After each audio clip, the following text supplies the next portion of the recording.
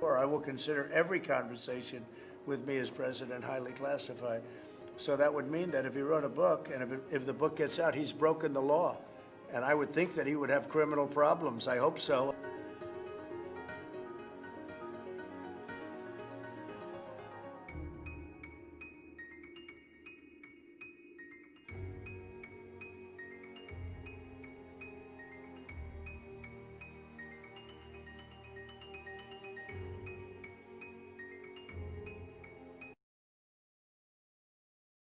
Good afternoon. I'm Bob Costa, a national political reporter at the Washington Post. Today I'm joined by Ambassador John Bolton, President Trump's former national security advisor, and he is the author of The Room Where It Happened, a White House memoir. Ambassador Bolton, welcome. Thank you. Thanks for having me. Let's begin with the opening of your book. It has a detailed recounting of how you joined the Trump administration. Why did you join the administration in the first place, given what you wrote in the book about the president's behavior was largely known beforehand? Well, I have had the honor of serving in prior Republican administrations at the State Department and the Justice Department. And I felt that it was a time of great challenge for the United States. I thought that the prior 8 years of the Obama administration had seen a lot of misguided policies that had weakened our national security posture, and I hoped I could make a contribution. I was obviously aware of many of the things that had been said and written about Donald Trump, but I also had a number of meetings with him where we had discussed my views and his views on foreign and defense policy before the election, after he took office. He certainly had watched me on Fox News, so nobody's ever accused me of being shy about stating my views. So I thought he had a pretty good idea where I stood, and I hope that what was in the press and the gossip columns about him would turn out to be overstated and wrong, and that we would find a way to make this work in a sustained and coherent fashion, and that I could make a contribution. And that's what my motivation was, and I recount in the book what actually happened and whether or not that turned out to be true. Speaking of what actually happened, when was the first moment you came to the conclusion that President Trump was unfit? Well, it didn't pop out like a light bulb turning on. It was an accumulation of many meetings, conversations, things that played out over a sustained period of time. But there were some successes in the early days. Roughly a month after I joined the administration, Trump was able to announce the U.S. withdrawal from the Iran nuclear deal, which I thought was a badly misguided initiative. It was something he had tried to do from the beginning of his term, but had not been able to do. And I felt that this was something he clearly had signaled during the campaign he wanted to do. It was consistent with my longstanding view of the 2015 deal being contrary to American interest. So despite increasingly troubling signs, I would say, there were also some positive things. I've tried to be as accurate as I can in describing both sides of that equation. So it was more an issue of the evidence mounting over time than one immediate moment. What do you remember any moment that you said to yourself, this man is unfit to serve as commander in chief early on? Well, I think the most disturbing moment in the early days was at the NATO summit in Brussels. I described this at some length in the book. He really was very close to withdrawing from NATO. I didn't think this was show or hoopla. I thought he really was on the verge of doing that. I thought for all that NATO needs substantial reform, for all that Trump is correct, that our NATO allies have not over the years borne their fair share of the costs, the answer is not to withdraw. The oceans do not protect America like they did 2 or 3 centuries ago. And NATO, in my judgment, is the most successful political military alliance in history. So with Mike Pompeo and Jim Mattis, who were also there in Brussels, John Kelly, the White House Chief of Staff, we all worked in various ways, and I recount these stories in the book to help persuade the president not actually to withdraw, and turned out he didn't withdraw. That whole incident, which played out over perhaps a 48-hour period, was very unnerving to me. And I think, as I indicate, probably the first point after I joined the White House that I thought I was going to have to resign. And it was but I do think there's a responsibility on people when you go into a position like that. The president makes the decisions. Nobody's ever under any illusions to the contrary.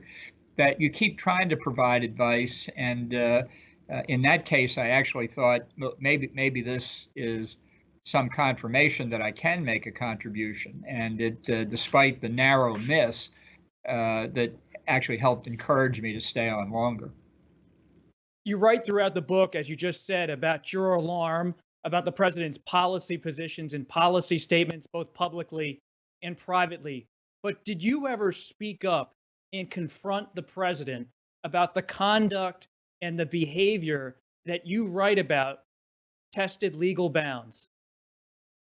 Well, we certainly spoke about it. The president is very good at rejecting criticism he doesn't want to hear. In some of the areas that I thought were legally questionable, I did brief the counsel to the president and the attorney general. That's really their responsibility, and I filled them in on what I knew and counted on them to do what they thought was required. But, the service in the White House itself is not like the West Wing. There aren't dramatic confrontations with the president, at least any that don't result in about 24 hours later the confrontor departing from the White House. There were things we tried to do in Ukraine, for example, to ensure that the security assistance that was held up was delivered. But it's not it's not the kind of environment, as in almost any business office, where you look to confront your boss with something. And those are the circumstances we all worked in. There's a large alumni association of people who have left the Trump administration. They left at different times for different reasons. It's a very personal decision how you address the problem such as the president presented, how long you try and address it, and what circumstances you finally depart under.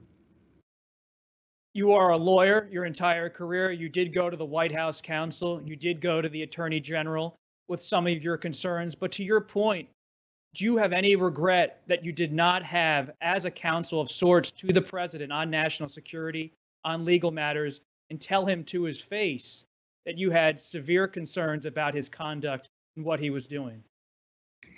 One of the criticisms that I received, and I'm receiving it even today as the book is coming out, is that I tried to do too many people's jobs for them, and that I should have just done my job.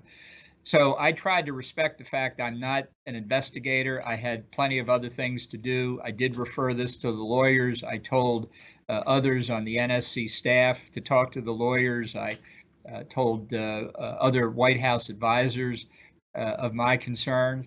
But I tried to focus on my job. It's easy from the outside to say that was wrong, and maybe it was a mistake. I can only tell you what I did. It was for the purpose of trying to move the country and the White House in the right direction in terms of policy.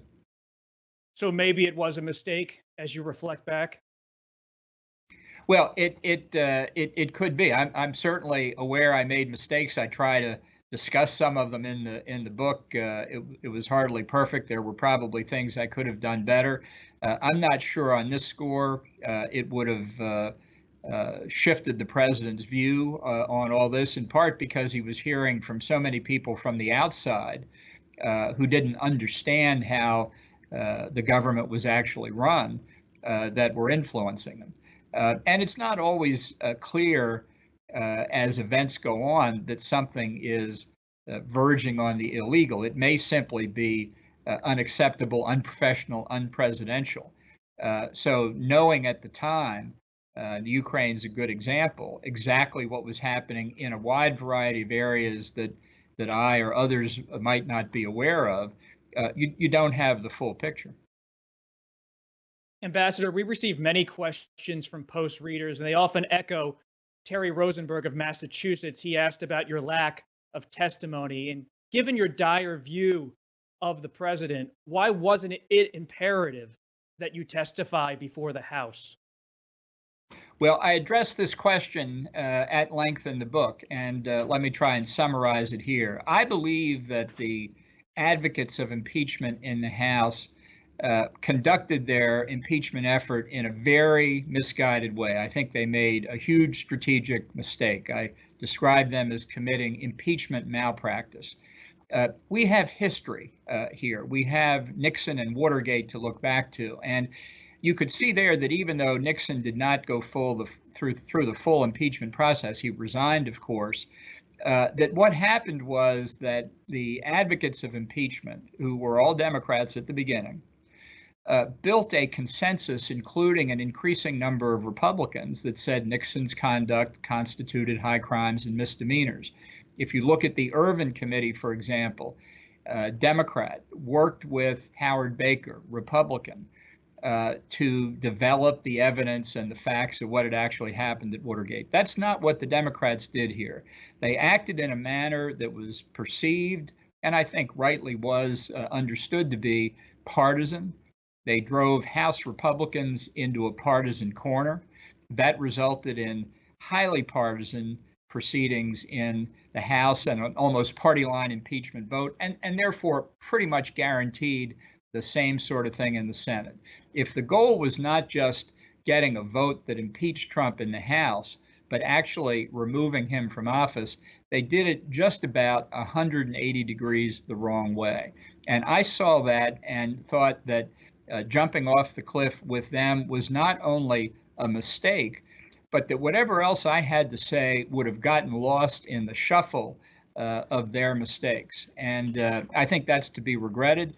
But this happened. The Democratic strategy was devised by them and implemented by them before they talked to anybody else, as far as I know.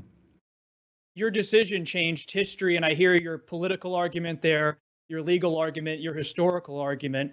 At the same time, did you ever grapple with both a moral and personal obligation as a citizen to speak up? I grappled with it extensively and asked myself what my duty as a citizen was and what would be effective. Ronald Reagan used to say, when I served at the Justice Department in the Reagan administration, he used to tell Ed Meese sometime, I'm not jumping off the cliff with all flags flying. And I thought what the advocates of impeachment were doing here was pretty much exactly that. I think they were virtue signaling. And I think that they made a strategic mistake for the country. Their argument was that Trump will be forever impeached, and that will be a constraint on his behavior. That is exactly the opposite of what happened. He was not just impeached, he was acquitted. So their actions did not form a deterrent against future similar conduct by Trump. They enabled it. And I thought that was a mistake. And I thought, in any event, the time really to discuss these kinds of things couldn't be better than in the middle of a presidential campaign. And with the impeachment effort doomed to failure, in my view, and I believe, as it turned out correctly, I thought the responsible thing to do is make sure that these facts in the book were put on the public record for people to consider. People will read the book. They may vote for Donald Trump anyway. That's their decision. But my hope is at least they know what they're voting for. You recently said you don't have notes, and you didn't use notes for writing this book. It is so detailed. I read the whole thing over the course of days. As a lawyer, you have probably often used a dictation device. Did you use a dictation device in the process of writing this book and recounting your time in the White House? No, I'm not sure I'm high tech enough to turn a dictation device on and off. I'll come back to the Nixon administration. I don't want to get into tapes or anything else. I did the best job I could. I'll stand by what I said in the book. It was the best job I could do. Some people are going to disagree with it. I understand that. I'm prepared to talk about the facts and who has different recollections. This happens. As a former trial lawyer, I know people can sit in the same meeting and come away with different recollections. I'm very confident that what I wrote in the book is the best I could do to put it down accurately. Let's turn to some of the topics inside the book. You raise red flags, not just about what you say is the president's incompetence, but raise issues of possible corruption in the book. You said on page 458, the president has a penchant for handing out personal favors for dictators he likes. Do you believe, Ambassador, that President Trump or family members, such as Jared Kushner, have financial conflicts as they craft foreign policy for the United States? You know, I don't know the answer to that question, but I would say as I wrote the book and recounted these various incidents, it wasn't personal financial gain for Donald Trump that was most on my mind. It was the misuse of legitimate government power to advance his own political interests. And that's something that he never forgets what his political interest is. You know, people say he has a short attention span, he doesn't learn, he doesn't read, he doesn't consider facts necessarily. And I lay out a lot of examples of that in the book. But when it comes to his own reelection, all of those faults fade away. It's too bad more wasn't devoted to the national security rather than his own reelection. But that's what I was primarily concerned about. If there are examples of financial misdeeds, I can't say that I saw any. And so I really wouldn't want to speculate about it. But the misuse of government power for any non-governmental purpose, in my view, is illegitimate. Now, look, every president takes politics into account. It would be naive and foolish to think otherwise. But I do think there's a line one should not cross where governmental power is used essentially exclusively for personal benefit. Did the president ever talk to you about investigations at the Southern District of New York?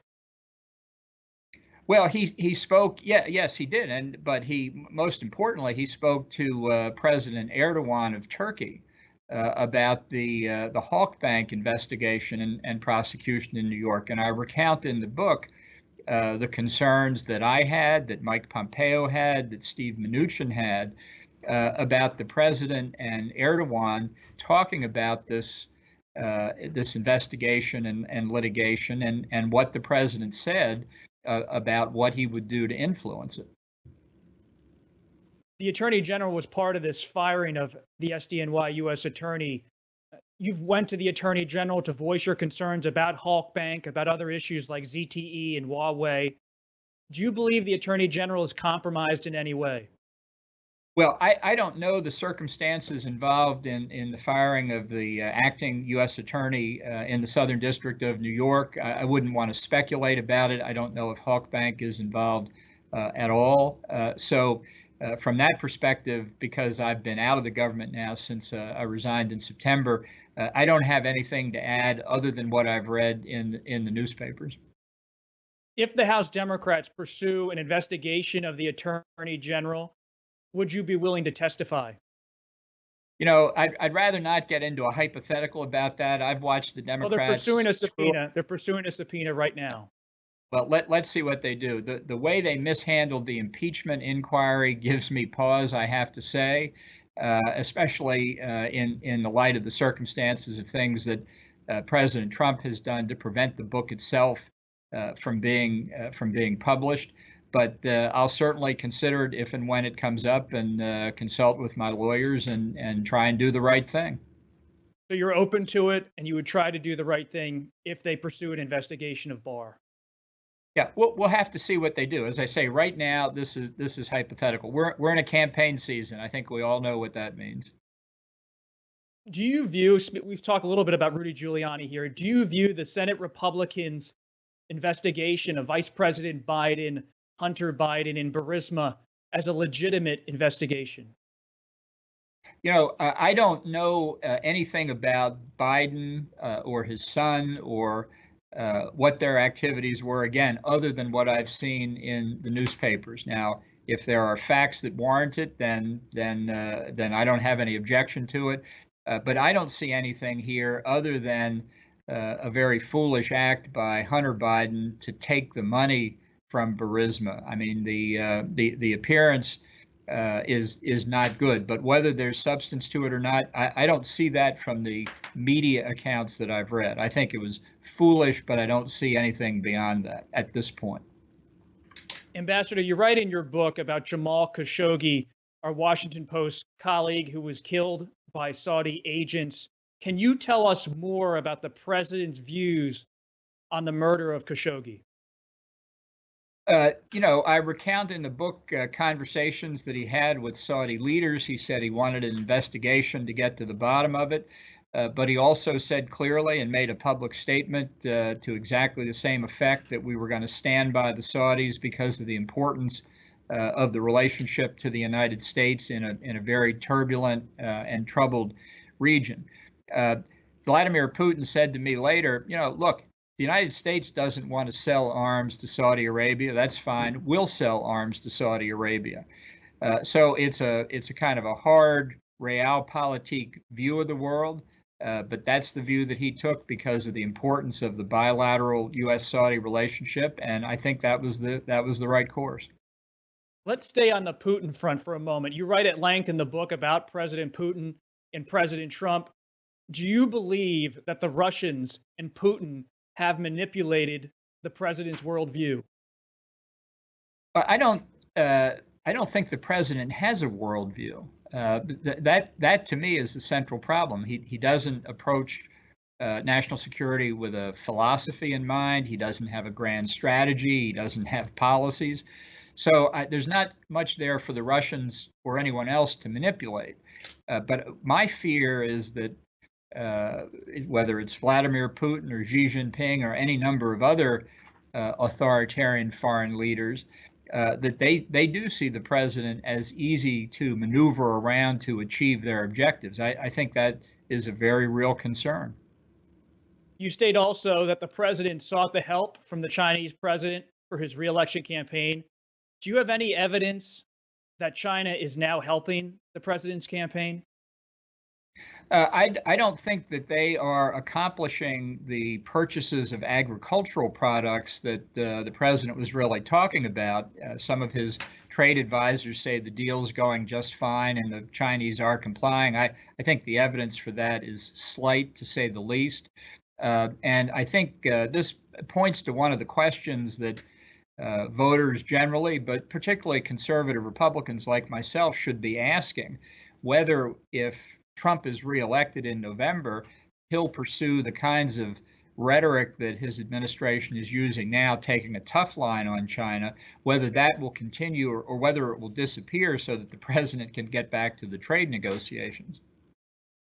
To that point, do you believe if the president is reelected, he will work closer with Maduro, he will work closer with Xi Jinping, Kim Jong-un, and all the others?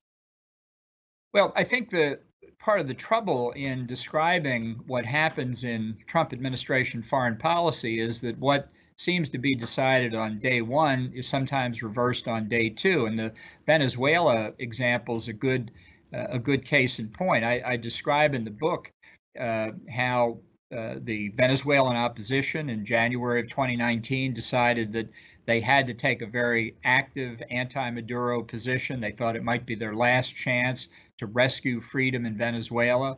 The supporters of Venezuela in this country uniformly agreed they had to take that chance.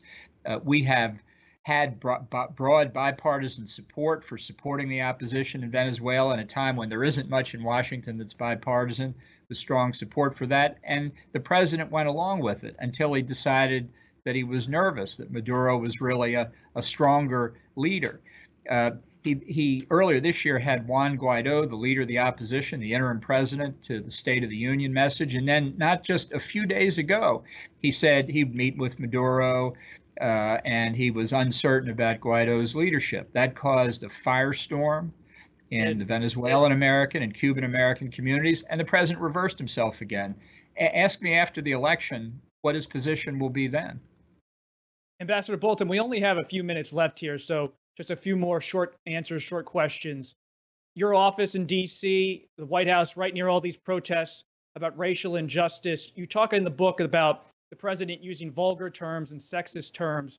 Did you ever hear anything inside of this White House that was racist? I don't think in terms that can fairly be described as racist. No, I don't. I know that there were other statements that were attributed to him before I joined the White House, but no, I don't. I don't recall any. If I had, I would have put them in the book. And you write about the president and his belief in democracy. Do you believe that the president will follow the peaceful transfer of power and leave the White House peacefully if he is defeated this year?